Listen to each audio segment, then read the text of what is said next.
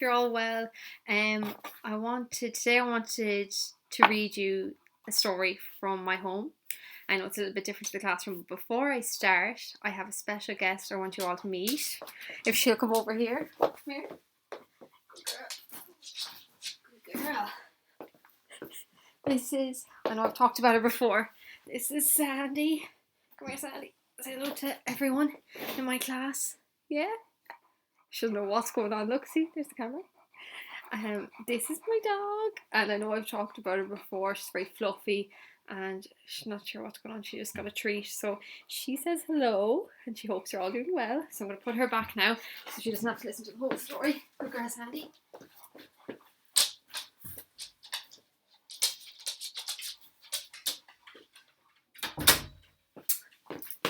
So yeah, today I am going to read you all a story, and it'll be kind of like the ones you might have seen on the projector before in the classroom. You know, those twinkle ones. And so I thought it'd be a nice way, and I can make myself a little bit smaller there. Off I go into the corner. And this story is called The Messy Magpie. And I know a few people in my class are talking about the different types of birds they know. So I'm out of breath from carrying the dog. So yeah, if I know a few people know magpies, but that's kind of what they look like. There's a cartoon version. So this is all about a messy magpie. And if you have any predictions or connections, I know unfortunately I won't be able to hear them because I'm behind a screen right now, but you might want to share them with an adult at home, or if you have a sibling beside you, and tell them all about it. Okay, let's go.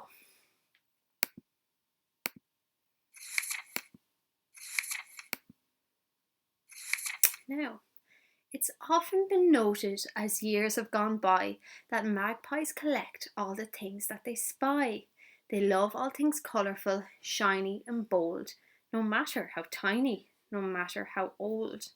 Morris the magpie's the same, it would seem, as he loves to pick up any objects that gleam.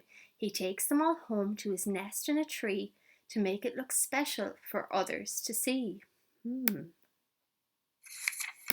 Now, one day young Morris was struck by surprise when a gift was thrown down right in front of his eyes. Now, don't mind me if I'm floating around and just trying to read all the parts. As it flew from a car, Morris said, "Could it be me that this human has given? Could it be that this human has given a present to me?" He swooped down to pick up the beautiful gift, which was hard to maneuver and heavy to lift. He carried it home, though it took him all day. Then he cleaned up his present to put it on display. Does that look like a present to you? I'm not sure.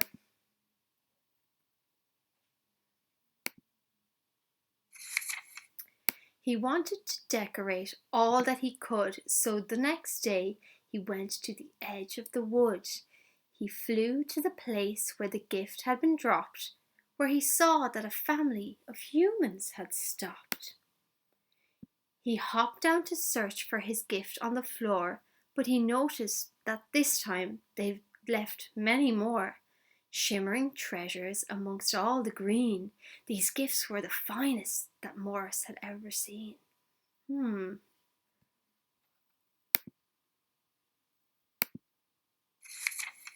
Each day he returned and he couldn't believe all the wonderful gifts that were left to retrieve. So his tree was soon bursting with no space for more. So he started to spread them all out on the floor. The more of these gifts that his human friends threw, the more his collection expanded. Getting bigger and bigger. And grew. Oh wow.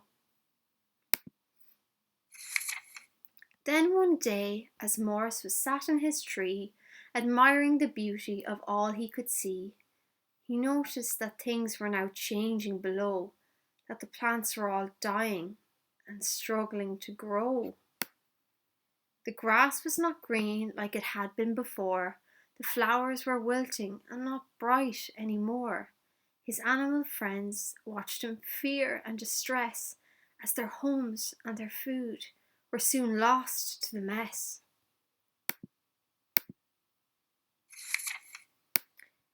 He turned to the stream, which no longer looked blue, but instead had a horrible, muddy-like hue. The water was flowing more slowly that day, as the big piles of rubbish were blocking its way.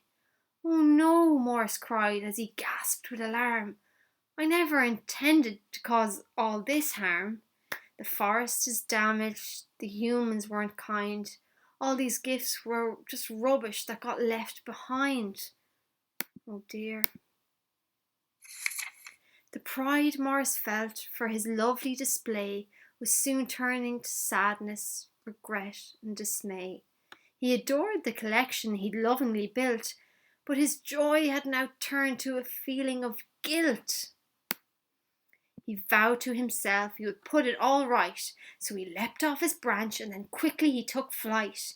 He soared high and low, looking out for a clue that would show him the safest and best thing to do. He noticed a truck driving past on the road, which was filled with a very familiar load.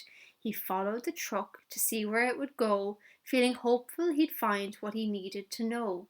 Morris arrived at a bustling place which had giant containers and masses of space. Each bin had a sign marking what it was for, and the rubbish piled up, with each car adding more. See if you can read that word, the R word over there. Oh, here, I have my mouse here. What does that say? What kind of place might that be? "But where does it go?" whispered Morris, confused. To his shock, a voice said, "It gets crushed and reused." A seagull appeared and then said with a sigh, "It's amazing what humans can do when they try." "That's it," Morris said, and he knew what to do. "If I bring it all here, they could make something new. I might need some help, but I must make amends." So he called on a couple of his very good friends. They fetched and they carried for most of the night, and they worked as a team till they'd put it all right. When the rubbish was gone, Morris looked all around at the stream and the flowers and the trees and the ground.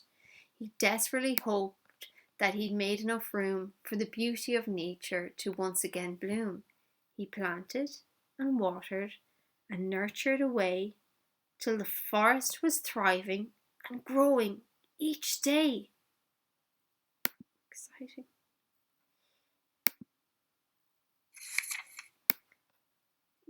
Then Morris knew nothing would make his heart sing like the colourful beauty that nature could bring.